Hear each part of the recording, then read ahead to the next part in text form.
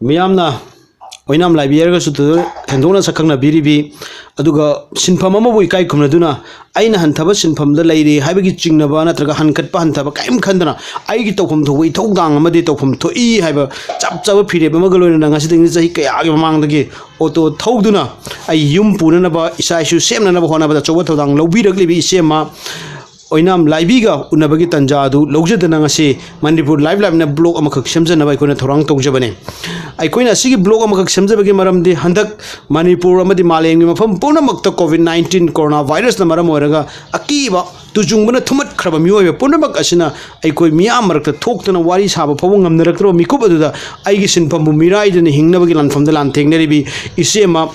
Oinam Laibi Oinamna Kamjong Tana Adugumba Mapandaki Torakpa coronavirus Kilanting the Yauribi Ama Yauriba Sing Adugi Marktaki Mui Amabu Ikoi Kamjong Tan Tiluba I say a Chow Angakpoma Madus Auto the Tiluba Madu Acho Angakpom Oikidana Hojik Minister na Lupa Lak Amangalising Tara Atopa Musing at the Atotopa Group Sing na Kajin Birak was sent from the game Lupa Amalising Tara Kudon Tambikiba Odugolon Nasidagan say Kregamanga Mina Longjan direction Piva Auto Diver have a film Putokrabi Adugum Laba Ishema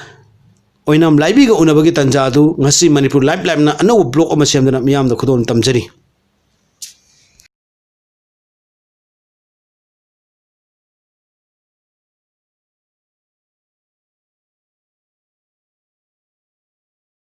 I know Zik Nazariba say Handakta Manipur Honorable Chief Minister Sri Longtombam Biren Singhana. Hey London Sigi Yamna Tona Lena. Pagi Nupi Mojaraga so Masai Sin from Mamu Kai Mazaraga, Matam Sana Yamadi or Todana Amadi, and the Yamuraba coronavirus ki COVID-19 ki Yamaluba pandemic, Manum Srida, Oana Taraba Kayama, Singi Mafam Amada. I'm sang a satana of course to the Timbiruba Dugamba, say like again, and just say like Nuchari, Aduga, Manipur Life. Ki channel so yang biri ba puna pusu kai puna chari isegi ming yumnak ka ming ga samtang sang ta gi ai ki ming lai Pangei kai le kai hai gi se sai Pangei Bazar yumnak china kai na sia Oinam Laibi Pangei Bazar sai da isegi iseno to thobira ko je so kya de gi kumja kya de thobira 2011 de gi oda auto thobigi wakhalon je kamaina lakti gi Noi mama sina thongna bai nei bane ba adam noi mama se masai masal so ba de kata na sina ba ade na maroi khai ba ina khawo khai na bani wari chana ga jana okay adi octo se 2011 da leibani hai bo to se khogi pamung sina adi ibai sina aini se ko jaramina ibai sina thongna na ba haiduna leibo to se masan narakpadagi haidi sonbadagi thobung amdadana nahak thawro haidana ise da sinabi badagi chena to thawro octo thawba se hana kamaina thawro ki tammaga thawro pra kamaita tam badi tawdre ahoi ai kano bespa ama thawram ne ba anu thawbadagi bespa do haibadagi okay ado je octo se samaina thawro 2011 dei thawro pas dagi hai tare sidai da isena no madal ba ke ha gum gum di tan bang ma ki matam da mada kati taw ya ba numi tate dum de singa ma leni ya da ba ni tana sa ke chani pan ado thaw gi khai do khra ado hoji yung se da se ge bai ga na leminai se mi kya lai ri yung te mi kya sa sa anan sa ke ya sa nu para nu pira nu pa to mami ngam ta hai biyo ba Romes Oinam Romes Oinam Ranjan moi anis di sei kya kya mo so bere moi ni sa amana sahi to kungo hindu change anjina to masina sahi pram pan mo ko yung kai pandri yam nungai jai akoi gi Romes aduga Ranjan isa nupa ani gi ima hai bitare ko ni se ko jeri bai se Oinam Laibi ga handak nabu thongja ba siam nungai ba phause ado se khoi mamang da khoi gi se gi auto driver hai ba film ma ko minalong jam na mane ko thopi gi hai gi nam da na madu national award photo phang gi thi ado madu gi matam gi film namba matam do madu da minana se gi hamda kari amna chaw ba mateng pang gi na khang gi mateng ge medam na ki yam chaw na di pang kare kare ai san thana ko ho ahoy ado film duna mayam thorop kan ise de kai ba phau gi ba lei bra na tra kana nupi no to thau ba se smaina film nammi kan hai ba gi nungai ta ba lei gi bra kamaina feel tau nungai ta ba de lei te kai ba su lei te ai di harawe di ai gi min sa chi ba thang ka pi gi ba me dam se ai na sor gom ba ni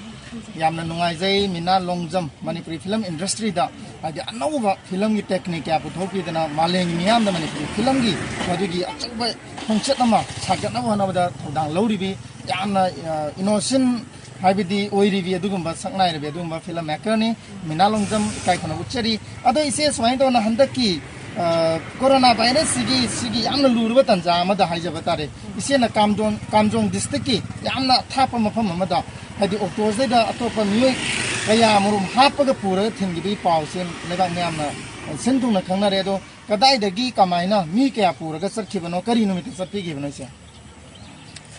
aise jungi tang thama ko pung manga da numidang mai rongi ma pi ma je mi ama khatare sabi ma sang ma jin na si okay ado ma je tinna bai na gari se sum phangak ta bin da ina oh ma je kada wai de thingi se ga kamai na thena de aina nagaram da nga yoli ngai da oh se je okto thau bu ge matak da nga mu su nga mu yoli ni je tipi sender chen ba yadre rija ko ma kai ba khara phang ba dai hena rija phang da ba da di nga yoli ada rija la ada nga yong mom je changa ga ni tim sa je kamai na nga lai ge na changa oh song ban da aina nga yoli ngai si ta moi gari thi ba la ko ada gari phang da ba da bi ma se thin bi ngai si lai tra ba ai thin de ai da na ai na phang ka la ai okay ada nupi ma sa gi ji kam 40 kilometer sama khare hen ba area na do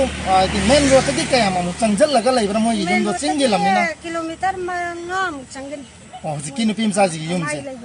ado kamjong pung manga de gi ga ji okto je thor sakhi da pung kya ga ma da ji kamjong ani makai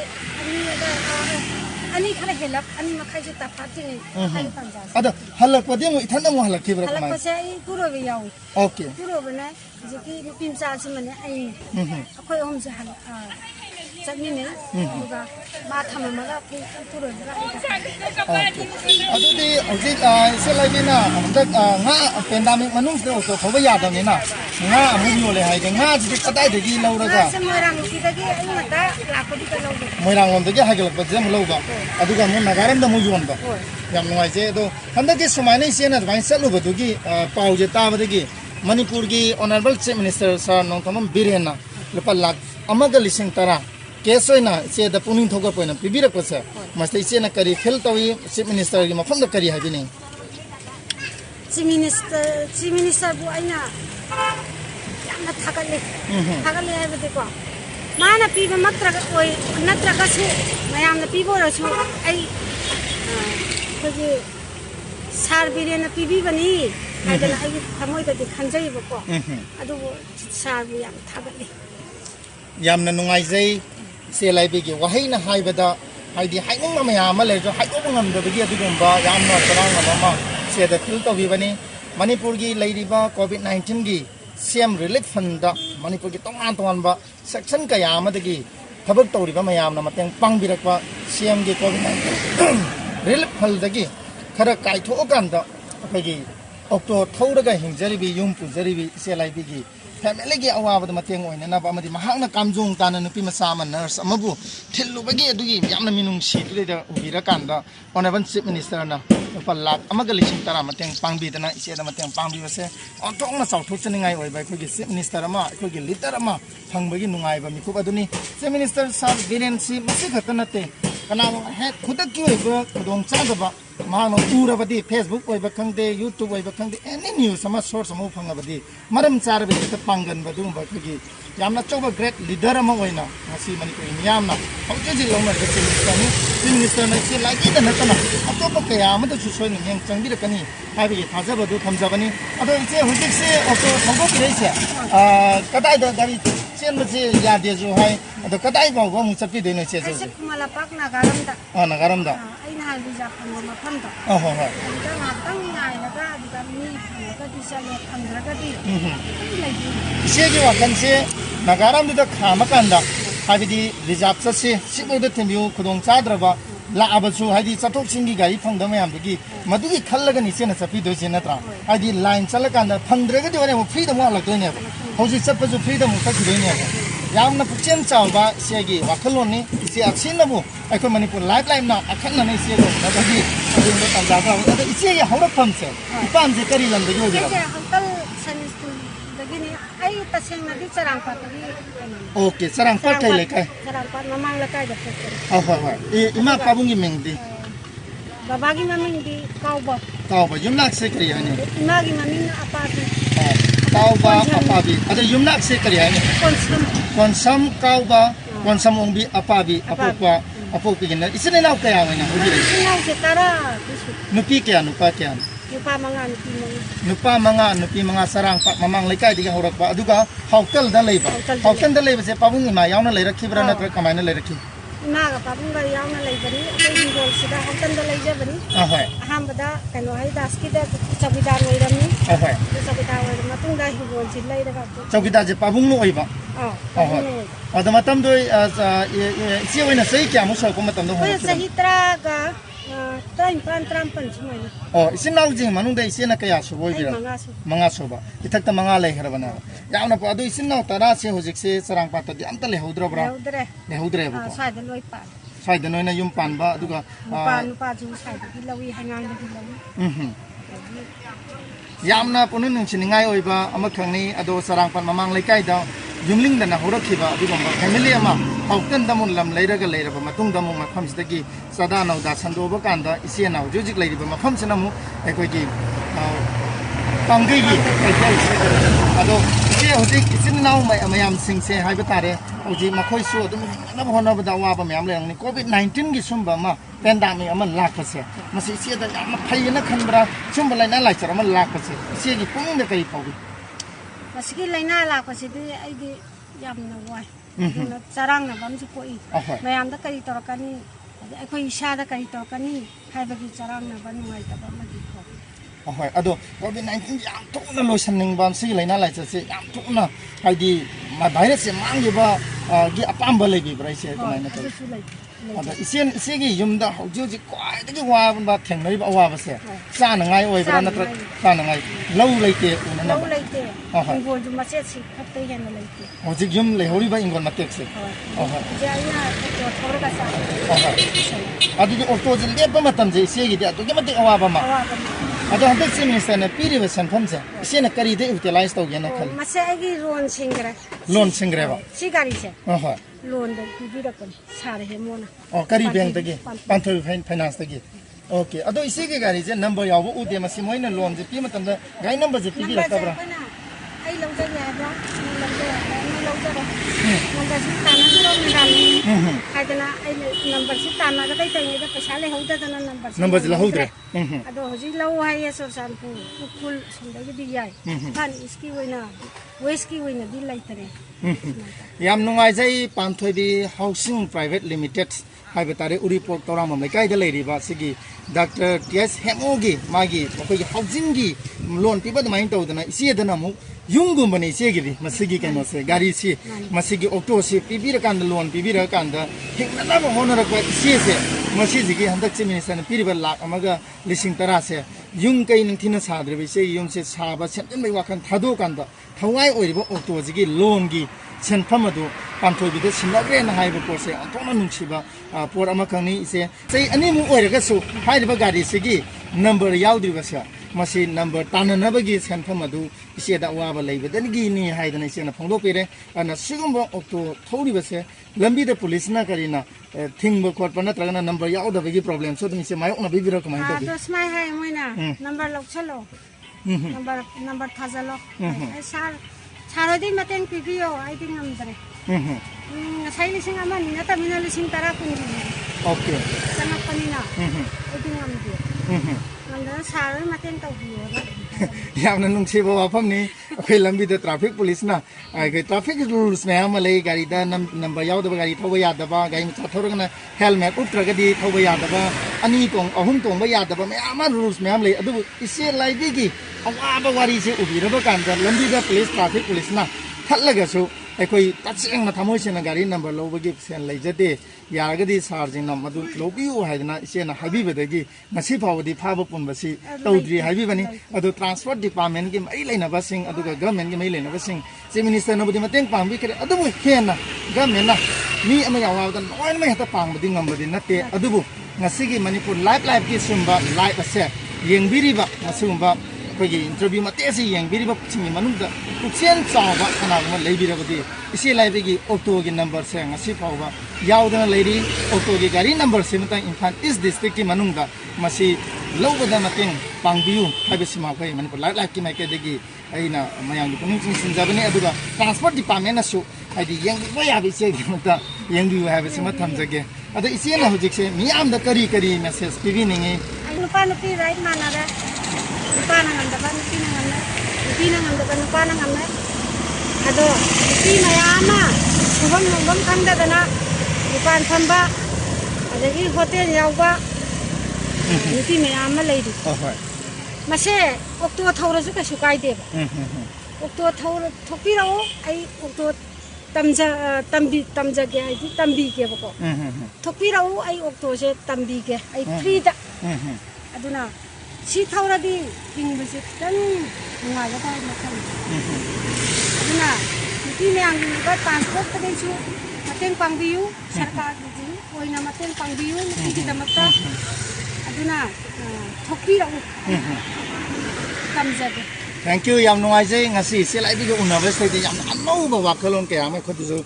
fel tawjare mayam de share tawjari basini madudi manipur da leiba nupi sing sina thabak subam namong khangda leiba nupi kaya ma leiraga su makhoi masa mau pharabadi anaye yaudrabadi chung okto thoraga hingmadi yamna laine hingba yai haibani adu masi tawnanaba honaba matamda government akhanaba nupi sina kayimba okto thauge haidna thongna phanai se laibi dona thola abadi transport department gi makhada or mari leinaba department gi makhada kogi okto thaugi training center ama hangbidana natrana hana hangdan leiraba training center singda madu training pibi khudong chaba madu pihibigi tangai phadabam lei kai madu phangdragna ise laibi na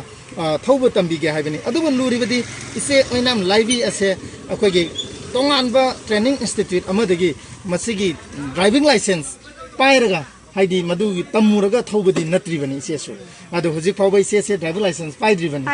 paire bako hojik yamna paire yam nungai jare driver license paire admai tawdana driving license pairaga sumaina thawba pamba sing leirabadi isena sodum tambibe khudong chaba lei adu manipur government gi maike degi su akhoi nupi sing na okto thawna bagi thorko matamda madugi lambi yapi gani habigi thajabadu thamjabani habi maiko na chu nupi sing thajan birau on pijage kana ba pijage nupi gi hoina nupa na thawbudi yade thawbudi yade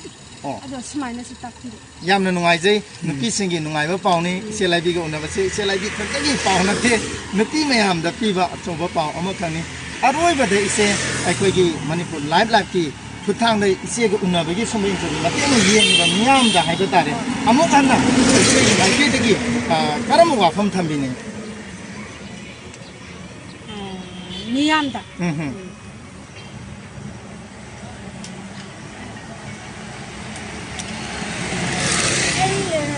aina okto thawri basmaina miyam chu dagi nupi miyam chu thopirau aduga hingminasi isa su seminasi aduga nungai ba imung ama haidi kitang komba imung ama uhindiu si haira ai thank you sir thagatsari ngasi manipur life yang biriba puna makhe mapamda se live ga unabagi paul mate siga loine na mayamda paujal ma pizari madudi ise Oinam Laibi 2011 dagi maki mapur oibana thawna nabagi damakta leigiba okto se mapur oibana masa sonjelakpa masa ya na ba ma leiba na maram oira kanda okto thawba ngamdagi makhoi ani tanarba matamda ise Laibi da okto thawba hawan khiba yamna nungsiraba wari amakhani yamna apikpa lam maset amakhakta macha ani ga loinana isena okto thorga yung puribi ise Laibi ase hauji kai Pangei Bazar gi sigumba nakal lamada Bazar gi main road sigi nakal lamada khastang haijallaga leiba ise amakhakni haibi ise sina me ngasi di manipur gi nupi sing maruina manipur gi miyam da anouba thongna ama haidi thabak subam nobam khangriba nupi sing da anouba thongna ama pipire इसेगुमना तमजनिंगाई ओइबा इसेगुमबा नुपी कया अमा मणिपुर से थोरपगी तंगाई फदबा अमखक लैरे हाबसी Manipur life life के खुथाना teacher असिगुम इसेसिबो Manipur के chief minister Shri नोंथोंबम बिरेना हंदक नौनौना मफोन अमुकेना पुनि थोगखिबा सिना मणिपुर दा लैरिबा खगी सिगुम्ब field संजनिंगबा अदुगा हान इकाइबदिगी संगम ngमदबा नुपी कया अमददि सोइदना संगमबगी लंबी म पीबने हानि लौजै मणिपुर गवर्नमेंट की ऑनरेबल चीफ मिनिस्टर लोइना मनि लैनबा डिपार्टमेंट की पुनमक अखोई मणिपुर लाइफ लाइफ की माइकैदगिसु अदुगा इसेगी मुत छिनजरगा इकाइ खनबनि थागल पोंगदोक्चरी इसेगुमना होंना फबे नुपी कया अमा थोरक्तना मणिपुर से अवनबा मणिपुर खुनायमा सेमननबा होनबदा अखोई थौदांग यामिनासी हाबा फमसे थमजरो लेना मेल तागिरो पुनमपु मणिपुर लाइफ लाइफ की माइकैदगी अमुकन खुनजर